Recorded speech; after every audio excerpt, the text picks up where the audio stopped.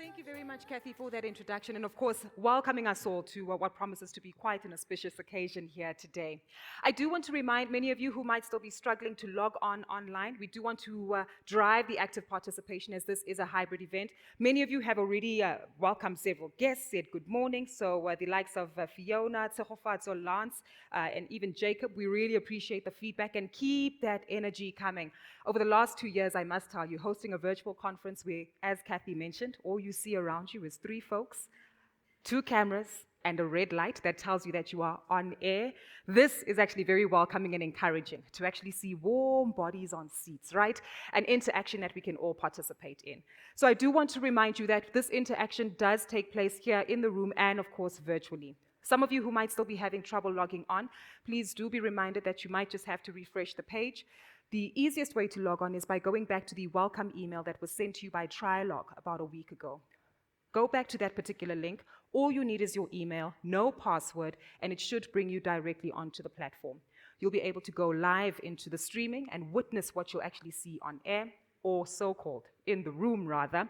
But I do want to remind you, specifically for some of the delegates who are with us in person, if you happen to post a question, watch the video, bear in mind that this is technology.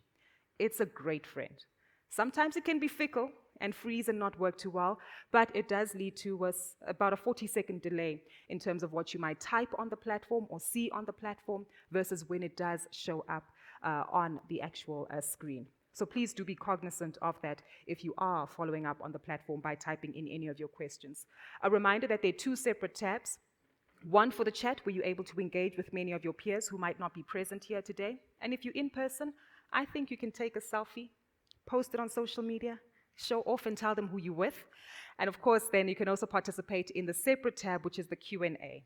This will allow you to actually ask questions directly to several of the speakers who will be making their way on stage. Speaking of which, we have our first speaker who is going to build up the anticipation we have for the plenary sessions that we can participate in closer towards the end of the day.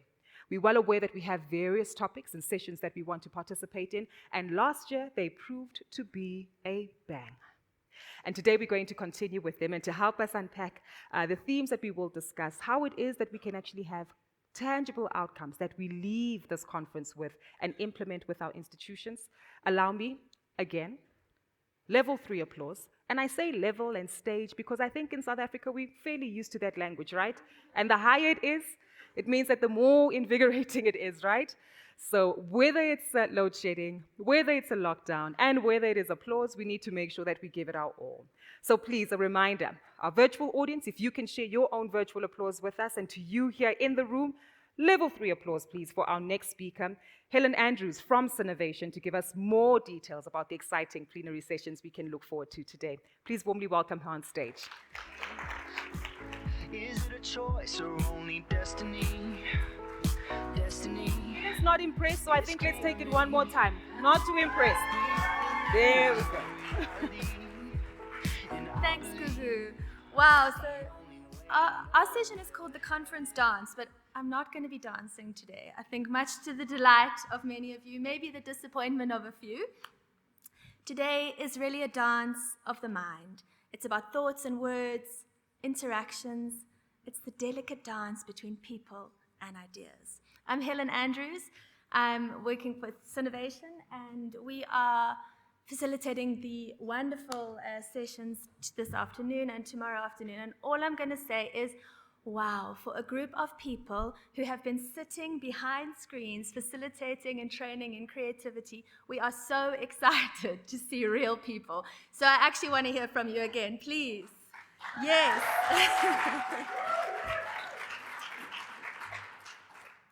So, Sinovation, who are we?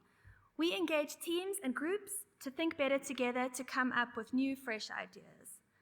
We're a group of people dedicated to the fine art of creative problem solving.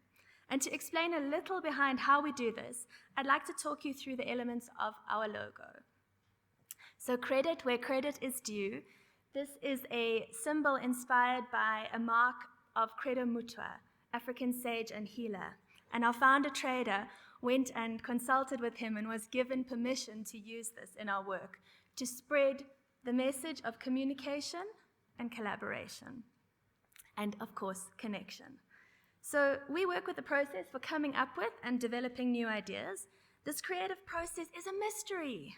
It's something that's been studied, analyzed, described, and yet it still holds this elusive magic. And we love the idea that creativity can be measured in joy, in laughter that I know we're going to hear today, and in engagement. And the green triangle you'll see at the top of our logo represents that. It's a symbol of that energy. And it represents the tools and techniques that we use to think widely, to think differently, to bring out fresh ideas. And as we said earlier, this is a little bit of a punt to encourage you to come and join us later. I'm not going to give you too much information because I want our in-person delegates to join us this afternoon. The blue triangle is about working those ideas into something actionable and doable. Because what is the point of big ideas if we have no way to bring them to life? They remain just ideas. You'll also notice the two red mouths on the side of our logo talking to each other. No single person has the answer to everything. Collaboration and connection is at the heart of what we do. And I know at the heart of many of the partnerships that are in this room today. The way that we engage, the thinking tools that we use, are all designed to make working together more creative, more productive, more collaborative, and of course, more fun. So with my remaining six and a bit minutes, I would like to share a few of the principles that underpin our ways of working, in the hope that they'll spark some insights for you, that they'll guide our interactions over the next 2 days and beyond, and mostly that they're going to inspire you to join us to feel what this process really feels like in person. And tomorrow morning, we're going to be sharing some of those outcomes. So for those of you at home, don't worry, don't feel left out. We're going to share some of those outcomes so that you can build on them as well. Right, so we discovered that there are two cycles of thinking. The one world is operational. This is where thinking is rational. It's based on everyday experience. It's about historical knowledge, and these are the things that really keep our day-to-day running. We can't reinvent the wheel every single day, thank goodness. We need something that's set in stone. And these are the things that keep our countries, our businesses, everything ticking day by day. But when we encounter challenges or opportunities that have no playbook, we have to reinvent these rules. The operational world, the operational cycle, as we know it, was turned upside down, as you'll remember, over the past 2 years. So this is where the creative cycle comes in. This is the world of what if, of breakthrough ideas. That's what's sparked here. It's future-oriented. It's about discovery. And my advice is really take every opportunity you get to flex this creative muscle. Because when the next playbook dodging, COVID-sized challenge comes along, we want to make sure that our teams and our people are practiced, not in solving that challenge because we don't know what's coming, but in solving challenges in general. It's important to note that in this creative cycle, ideas need to be treated carefully, and you're going to see how we do that later, and not dismissed with an operational mindset. It's not, oh, we can't do that, it's not going to happen. They almost need a little bit of time to live and to be developed and to be prototyped and tried before they're able to move back into the operational world as best practice. So I mention these two different cycles because sometimes we're so steeped in our own industry, we're such an expert at what we know that actually we become quite operational. So my invitation is just to check your mindset as you engage with people, whether those are partners, colleagues. Where am I sitting right now? Am I judging this concept or this idea too soon? Do we need to develop it a little bit so that it's ready to become something that we can do rather than to just say no? That's our invitation. Right. One of the major impacts on how we feel day to day is the place that we work or the environment that we're working within. And our energy is finite. As many of us may have already noticed, our mental, emotional, physical energy has a limit. And hopefully there won't be many more who notice that too late. So working in an environment that we perceive as threatening, it triggers us. And it means that our energy we're using for emotional survival rather than for the task at hand. If we're working in a collaborative, inspiring, supportive environment, we can actually focus on the task. We can do the real work rather than trying to protect ourselves.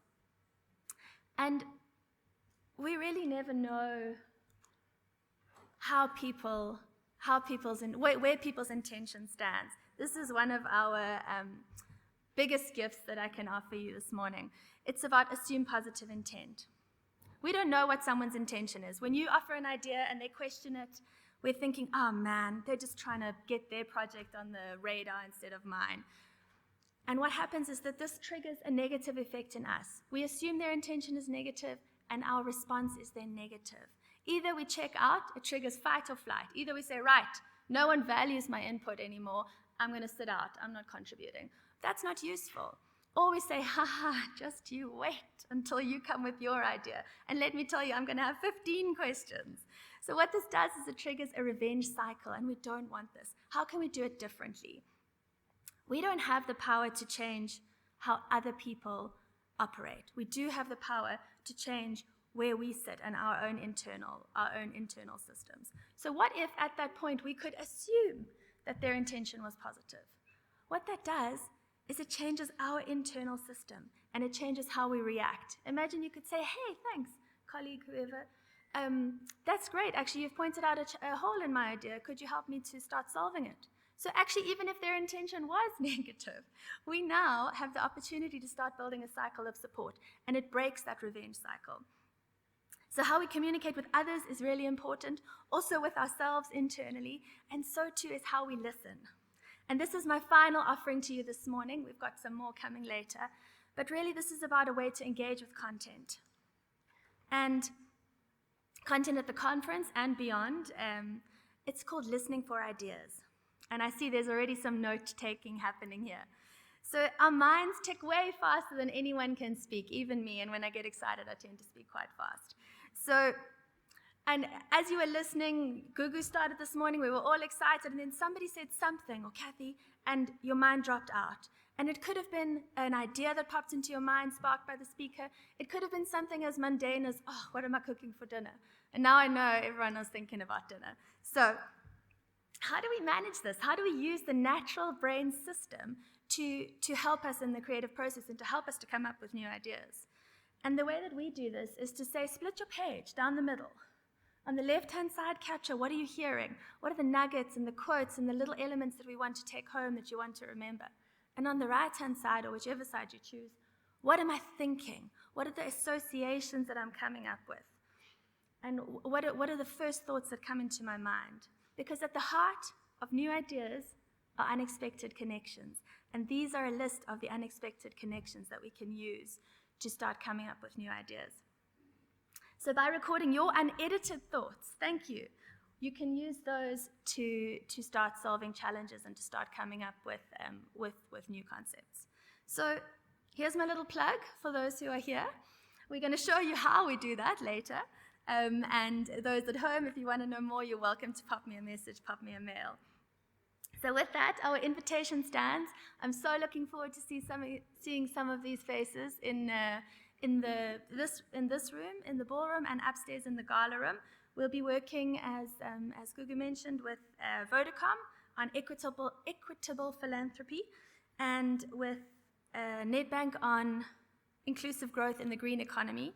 And our sponsors are going to be sharing some inspiring concepts on those themes to inspire smaller teams to think together, to come up with some potential new solutions. So this is really a collaborative session. It's going to be doing and working and thinking and writing.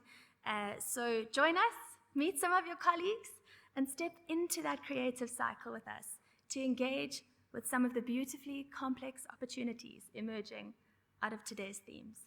Thank you.